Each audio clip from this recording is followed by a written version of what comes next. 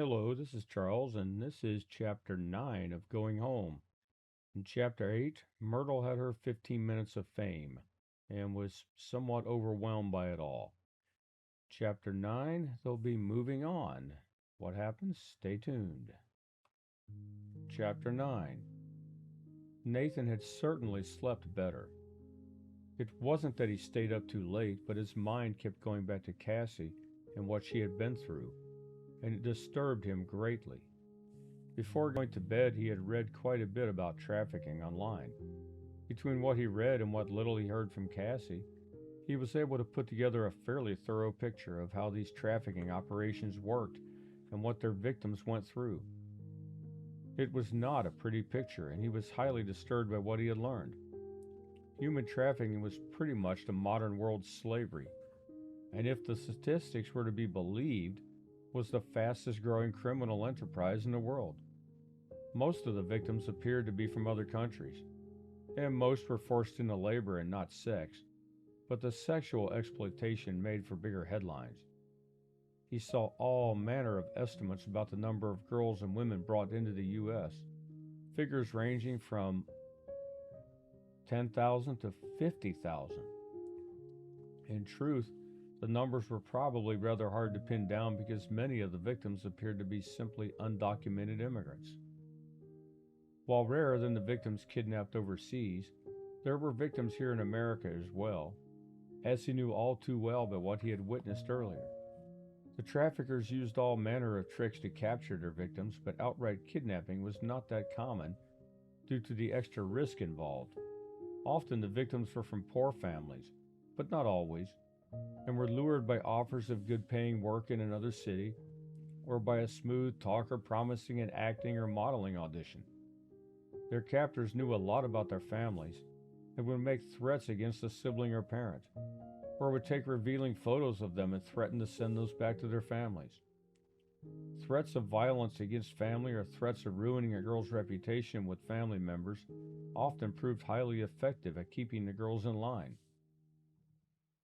Sometimes girls were kept in one city and forced to work in underground brothels, and sometimes, as was the case with Cassie, they were moved from city to city as customers in one city tired of them, or the captor wanted to try another market for higher profits.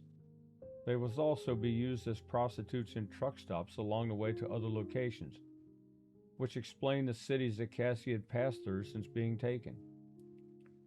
What he read troubled him greatly, but equally disturbing was the fact that he had known so little about it until now. He had led a good life by comparison, even taking into account losing his parents at a young age. He had never been through such an ordeal, and his own concerns about his job situation or dating life seemed to pale in comparison. Those thoughts had invaded his dreams and were still on his mind as he awoke and went through his morning routine. When he had showered, dressed, and packed all of his things, he then woke his grandma, who had apparently slept like a log and took a while to wake up. "Oh, Nate, have we overslept again?" "Nah, it's not that late. I just couldn't sleep any longer." "Lot on your mind?" "Yeah, thinking about Cassie. I did some reading. I wouldn't recommend that before trying to sleep. Seems like a lot of those jerks prey on minorities.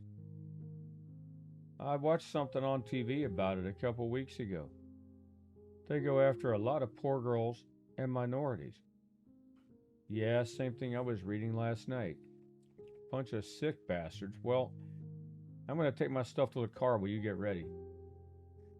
Myrtle was ready a few minutes later, and after they had breakfast in the hotel, they set out on I-94 toward Minneapolis.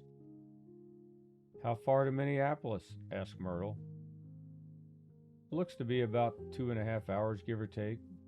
It's about 140 miles, so it depends on what kind of traffic we see getting into the city. Not much to pass through between here and there. There's that town the TV reporter was from. Eau Claire? Yeah, that's it. It's the only large town between here and there." "You know, Nate, there's one thing you can take from yesterday. Don't take anything in your life for granted. Be thankful for everything you have."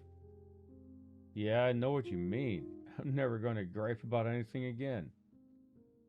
I'll remember you said that, Myrtle said as she was opening up her journal and fishing a pen out of her purse. Nathan caught this and didn't say anything further, but got lost in his own thoughts as he drove on. Close to Eau Claire, he made a quick stop at a cheese shop off one of the exits. Myrtle asked him as he was getting out of the car, "Do you need to use the restroom or something?" "No, just figured we couldn't pass all the way through Wisconsin without buying some cheese. I'll be right back." 10 minutes later, he came back with several 1-pound blocks of smoked cheddar, smoked Swiss, Colby Jack, pepper jack, and a small bag of cheese curds.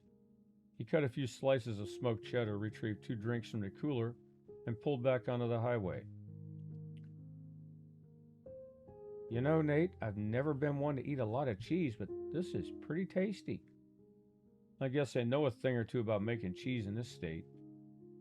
"How much did you buy?" "Enough. About 15 pounds, all different kinds." "I'd say that will last a while." "You know, the scenery is really quite nice around here. I had always imagined I was a big feature guy, but this is nice." "Big feature guy?" "Yeah, you know, the big spectacular stuff you see on calendars and postcards. Ocean views, mountains, big stuff." "Never heard anyone use that term before." "Well, it just popped into my head. Made sense at the time." "Guess it does. Life is kind of like that in a way. The big moments are fun, but most of life is made up of small moments. You don't want to miss those. Your grandpa and I had some big moments, but I find myself remembering the small ones. Sitting in the kitchen eating breakfast, sitting on the back porch watching the sunset, sitting in front of a fire on a cold night. Those are the things I remember fondly." "Since you put it so eloquently." "Oh, come on, I'm not that eloquent. I just miss him. And everything reminds me of him. When you're with someone that many years..." "Yeah, I can't imagine. You know where this reminds me of? Remember when you and Grandpa came to visit and we took that day trip to Eastern Ohio? I think I was around 10. When we went out to Hocking Hills? Was that the place? Where we went hiking and saw that cave?" "That was it, you're right. This countryside is similar in a way. Very enjoyable on a day like this. You know, when you said you couldn't fly, I wasn't too excited about driving. I wanted to get back fast and get back to work. Now I'm kind of enjoying this. I wouldn't trade it for a fast plane ride back now." "I hope you're still saying that in a couple days, being cooped up with an old lady all the time." "That's not so bad. You're a good passenger. You don't complain much, but you do have to stop and pee too often. When you get to my age, if that's the only thing wrong, you rejoice. You know what they say, though. The old gray mare ain't what she used to be. You're still kicking a lot better than a lot of mares your age." "It's nice of you to say so. I'll tell you what. There are some days I feel half my age, and other days I feel every one of my 80 years. You know what amazes me about you, though? You take everything in stride. You lose your husband and you keep moving. Then you just agree to pick up and move all the way across the country like you're moving across the street. It's like nothing affects you. Don't get me wrong, Nate. Things do affect me. But you get to a certain point in your life that you can't let life beat you. Things happen and you have a choice. You can curl up and die or keep on living your life. I can't change anything that happens. All I can control is the attitude I have toward what happens. I take what life throws at me and I make the most of what I have. Sure, I cried when Patrick died, and I still miss him terribly. But I don't think he'd want me just moping around. I just don't know if I could take it as well as you do. Honey, you learn to. Death is part of life, and you can't let it beat you. It's a little easier to handle if you know what's on the other side, or more precisely, who. All that he's in a better place talk you hear at funerals, you might think it's trite, but sometimes it's actually true. And I think it's true in Grandpa's case, but a lot of times it's just fluff to comfort people. That might be true a lot of the time, but your grandpa was ready to go. He told me that death would be like walking through a door from one room to another, and since he knew who was waiting in the other room, he wasn't too worried about it. You think he was trying to comfort you? Perhaps he was like that. Even in his pain, he was looking out for me. But either way, he really believed it. There was a man who followed the Lord. He wasn't worried about death because he was confident where he would end up.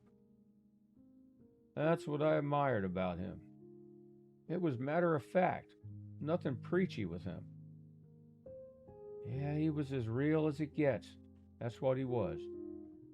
That's what I loved about him and why I still love him. Death isn't goodbye, only see you later. I have a feeling when we see him later, he's going to show us his favorite fishing spot. Yeah, Nate, you're probably right. By the way, you heard any more from your boss? Not since that last conversation. What do you think will happen? I really don't know, and to be honest, I really don't care. Of course you care, it's your career. I didn't mean it like that. I just been thinking about what you told me. I know a lot about my job. I was involved in a lot of the development of the last game the company put out. If things go south there, I could land a position at any number of companies in the same area. I could even start out on my own if I had some good people with me.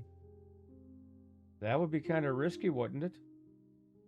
Maybe a little, but I have a lot of money saved up.